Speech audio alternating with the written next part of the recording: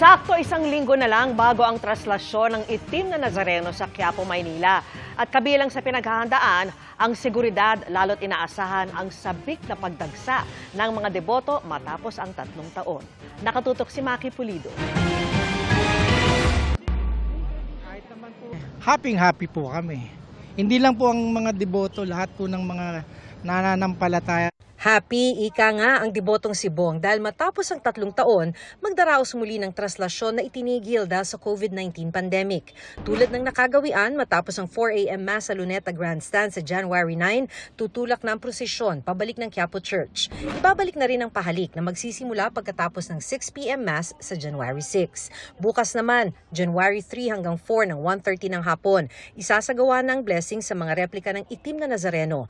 Masusundan ito ng maikling prosesyon sa Carriedo, Avenida, Quezon Boulevard hanggang makabalik ng Plaza Miranda. Sa tulong po ninyo, gawin nating banal, ligtas at maayos ang Nazareno 2024. Inihahanda na rin ang paligid ng Quiapo Church. Napapaligiran pa rin ng steel fence ang Plaza Miranda para makatulong sa crowd control, lalo't sa Villalobos Street pa rin ang entrance ng mga gustong pumasok ng simbahan. Sinisemento na ang mga butas at lubak sa kalsada dahil maraming nakayapak na deboto. Sisimulan na rin paalisin ang mga sidewalk vendor para walang harang ang mga kalsada. Si Luz Viminda, bandang rekto na muna magtitinda. Inuunawa na lang po namin para po kay Nazareno yun.